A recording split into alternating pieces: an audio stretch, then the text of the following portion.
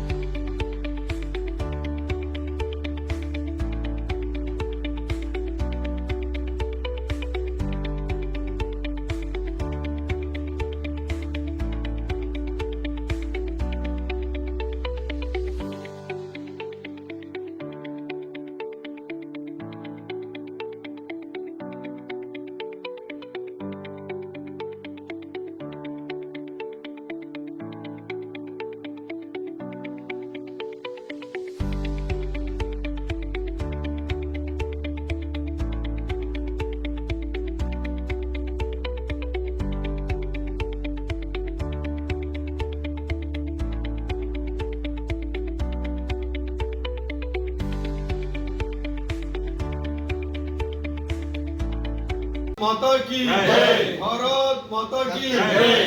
मोदी गारी नायकत्वम मोदी राम, जय श्री राम, जय श्री राम, जय श्री राम। ఆర్మూర్ మున్సిపల్ పరిధిలోని 54వ బూత్లో 16వ వార్డులో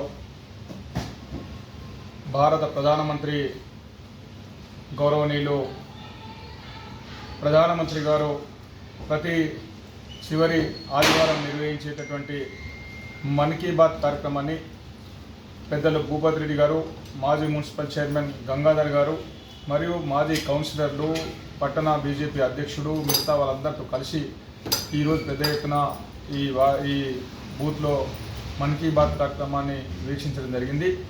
ప్రధానమంత్రి నిర్వహించేటటువంటి మన్ కీ బాత్ కార్యక్రమం ద్వారా అనేకమైనటువంటి నూతన విషయాన్ని, ఈ దేశంలో మారుమూల ప్రాంతాల్లో జరిగేటటువంటి అనేకమైనటువంటి కొత్త విషయాల్ని కూడా యావత్ ప్రపంచానికి తెలియజేసేటటువంటి ఒక సందర్భంలో అనేక విషయాల్ని, మన రాష్ట్రానికి సంబంధించినటువంటి ఆదిలాబాద్ జిల్లాలో గిరిజనులు తయారు చేసినటువంటి ఇప్పలడ్డుల విషయంలో కానీ, పసుపుకు సంబంధించిన పసుపు బోర్డు విషయం కానీ అనేక విషయాల్ని మన్ కీ బాత్ విషయంలో ప్రస్తావించడం జరిగింది. దేశంలో నూతన ఆవిష్కరణని, అదేవిధంగా యువకులు క్రియేటివిటీ చేస్తున్నటువంటి అనేక విషయాల్ని కూడా ప్రపంచానికి తెలియజేయడం, ఇంకా మారుమూల ప్రాంతాల్లో కూడా ప్రతిభ ఉండి వాళ్ళు చేస్తున్నటువంటి సేవకు గుర్తింపు రాకుంటే కూడా దాన్ని నాకు తెలియజేయండి, నేను దాన్ని ప్రపంచానికి తెలియజేస్తాననేటువంటి విషయంలో అనేక విషయాన్ని కూడా దేశంలో మారుమూల ప్రాంతాల్లో జరిగే ప్రతి విషయాన్ని కూడా ప్రపంచానికి తెలియజేస్తూ భారతదేశ కీర్తి ప్రతిష్టల్ని ఇనుమడింపజేస్తున్నటువంటి ప్రధానమంత్రి నరేంద్ర మోదీ గారు ఈ దేశాన్ని ప్రపంచంలోనే అగ్రగామి దేశంగా తీర్చిదిద్దాలన్న సంకల్పం, విశ్వగురువుగా తీర్చిదిద్దాలన్న సంకల్పం, 11వ స్థానం ఉన్నటువంటి ఆర్థిక వ్యవస్థని 3వ స్థానానికి తీసుకురావాలన్న సంకల్పం, ఈ దేశంలో ఉన్నటువంటి ప్రజలు సురక్షితంగా ఉండాలా, సుభిక్షంగా ఉండాలా, భావితరాల భవిష్యత్తు బాగుండాలన్నటువంటి సంకల్పంతో రోజుకు 18 గంటలు కష్టపడుతూ ఈ దేశాన్ని ప్రపంచంలోనే ఉన్నతమైనటువంటి దేశంగా తీర్చిదిద్దుతున్నటువంటి ప్రధానమంత్రి నరేంద్ర మోదీ గారిని భవిష్యత్ తరాలు కూడా మాకు ఈయననే ప్రధానమంత్రి ఉంటే బాగుంటున్నటువంటి ఆలోచనతో ప్రజలు కూడా కోరుకుంటా ఉన్నారు. ప్రజల ఆకాంక్షలకు అనుగుణంగా వారు పనిచేస్తున్నారు. కాబట్టి మనమందరం కూడా నరేంద్ర మోడీ నాయకత్వాన్ని బలపరచాల్సిందిగా నేను ప్రజలందరికీ కూడా విజ్ఞప్తి చేస్తా ఉన్నాను. ప్రోగ్రాం ద్వారా దేశ ప్రజలందరికీ కూడా మోడీ మీద ఒక అభిమానం పెరిగింది. నాకు కూడా 6 సంవత్సరాల క్రితం పార్టీ ఆదేశాల వరకు నేను ఒక మారుమూల గ్రామాలకు నిర్మల్లో పోవడం జరిగింది.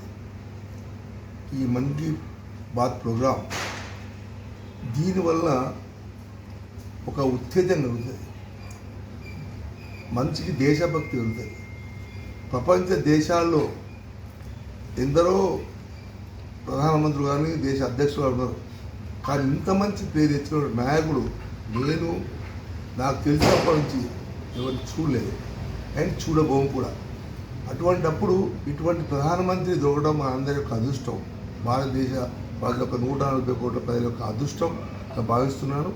ఇతను కొన్ని సంవత్సరాలు ఉండాలని, ప్రధానమంత్రిగా ఈ దేశాన్ని పరిపాలించాలని, ఈ దేశంలో ఒక త్రోవలో పెట్టాలని నేను భగవంతుడు ప్రార్థిస్తూ, ఇటువంటి మన్ కీ బాత్ ప్రోగ్రాంలో ప్రతి ఒక్క భారతీయ పౌరులు పాల్గొని వారి యొక్క సందేశాన్ని విని దేశభక్తి పెంపొందించుకోవాలని నేను ఈ సందర్భంగా మనం చేస్తాము.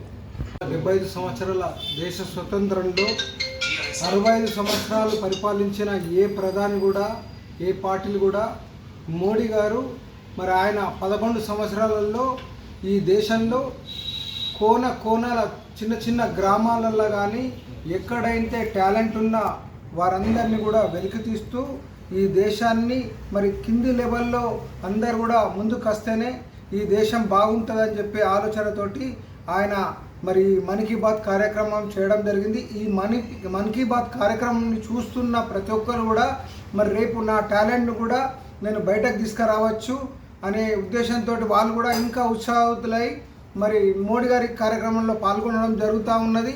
అదేవిధంగా మరి మోడీ గారి వెనుకబడిన తరగతులు కానీ ఇట్లా విశ్వకర్మ లాంటి స్కీములు తీసుకొచ్చు వాళ్ళందరికీ కూడా మరి వాళ్ళ కాళ్ళ మీద వాళ్ళు నిల్చుండే విధంగా, అదేవిధంగా దళితులు కానివ్వండి, గిరిజనులు కానివ్వండి, ప్రతి ఈ దేశంలో ఉన్న ప్రతి పల్లెటూరు నుంచి కూడా మరి మన్ కీ బాత్ చూడడం జరుగుతుంది, మన్ కీ బాత్లో పాల్గొనడం కూడా జరుగుతూ ఉన్నది. ఈ స్వతంత్ర దేశంలో 70 సంవత్సరాలలో మరి మోడీ గారు లాగా మరి ఎవరు కూడా పరిపాలన చేయలే. మోడీ గారు మరి ఈ 11 సంవత్సరాల ఈ దేశాన్ని ప్రపంచంలో ఇండియా అంటే ఒక గొప్ప కంట్రీగా తీర్చిదిద్దడం జరిగింది మోడీ గారు. ఇంకా రాబోయే రోజుల్లో ఆయన ఆలోచన ఈ దేశాన్ని సూపర్ పవర్ దేశం చేయడం కొరకు ఆయన ప్రయత్నాలు అహర్నిశలు కష్టపడతా ఉన్నాడు. అదేవిధంగా ఇలా మనం జీడిపిలో 3వ స్థానం పోయి ఆయన ఆలోచన జీడిపిలో మొదటి స్థానం రావాలని ఆ విధంగా కష్టపడతా ఉన్నాడు.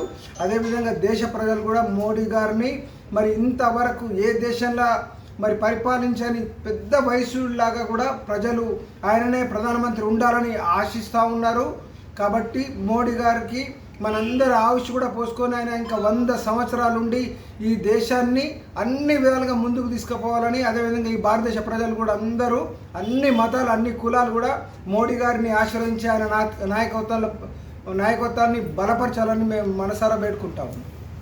దేశ ప్రధాని నరేంద్ర మోడీ గారి మన్ కీ బాత్ కార్యక్రమం ఆర్మూర్ పట్టణంలో భారతీయ జనతా పార్టీ ఆర్మూర్ పట్టణ శాఖ ఆధ్వర్యంలో 16వ వార్డులో ఇక్కడ డబ్ల్యూఎస్ రమేష్ గారి నివాసంలో వీక్షించడానికి ముఖ్య అతిథులుగా విచ్చేసిన పల్లి గంగారెడ్డి గారికి, భూపతి రెడ్డి గారికి, అలాగే కంచెట్టి గంగాధర్ గారికి, ఆకుల శ్రీనివాస్ గారికి, వార్డు కౌన్సిలర్ స్థానిక కౌన్సిలర్ రంగన్న గారికి, అలాగే యువ మోర్చా మిగిలిన మోర్చాల ఇక్కడ బూత్ కార్యకర్తలందరూ ఇక్కడికి విచ్చేయడం జరిగింది. వారందరికీ మా తరపున ధన్యవాదాలు తెలియజేస్తున్నాం. అలాగే చాలా మంచి సందేశాలు నరేంద్ర మోడీ గారు మాలాంటి యువతకి ఎంతో స్ఫూర్తిదాయకంగా, ఇందాక భూపతి రెడ్డి సార్ గారు చెప్పినట్టు మేము నిర్మల్ గ్రామంలో ఒక మారుమూల గ్రామానికి వెళ్ళినప్పుడు సార్తో మేము కూడా వెళ్ళడం, ఆ అనుభూతి సార్ గుర్తు చేయడం మాకు కూడా ఇన్స్పిరేషన్ని ఇవ్వడం జరిగింది. ఇలాంటి ప్రోగ్రామ్స్ ఇప్పుడు ఇందాక కూడా ఈరోజు ప్రోగ్రాంలో కూడా ఒక సంస్కృతం గురించి ప్రస్తావిస్తూ ఎంతోమంది యువత, ఒక యంగ్స్టర్స్ 23-24 ఇయర్స్ ఉన్న వాళ్ళు కూడా సంస్కృతం పట్ల చూపిస్తున్న అవగాహనను ఈరోజు వ్యక్తం చేయడం చాలా గొప్ప కారణం. అలాగే అదేవిధంగా కొమరం భీం ఆసిఫాబాద్ జిల్లా మన తెలంగాణ ప్రాంతానికి చెందిన కొమరం భీం గారి గురించి కూడా ఈరోజు ఒక వ్యాసాన్ని చెప్పడం, ఆయన్ని గుర్తు చేసి రజాకర్ల ద్వారా ఎలా ఎదుర్కొన్నారో అది మోడీ గారి నోట వినడం, ఆ పాత చిత్రాల్ని చూపించడం కూడా మనందరికీ ఒక స్ఫూర్తినిచ్చింది. ఇలాంటి కార్యక్రమంలో ప్రతి ఒక్క యువత మున్ముందు కూడా పాల్గొని ఆయన స్ఫూర్తితో దేశ భవిష్యత్తుని ముందుకు తీసుకెళ్లాలని కోరుతున్నాను. జై. మరి ఈరోజు దేశంలోనే ప్రప్రథమంగా మరి ఏనాడు ఏ ప్రధాని చేయనటువంటి కార్యక్రమం నేరుగా ప్రజల దగ్గరికి వెళ్ళి మాట్లాడే విధంగా మరి ఈరోజు మన్ కీ బాత్ కార్యక్రమాన్ని తీసుకున్నటువంటి గౌరవ మా ప్రధానమంత్రి నరేంద్ర మోడీ గారికి ప్రత్యేక ధన్యవాదాలు తెలుపుతా ఉన్నాం.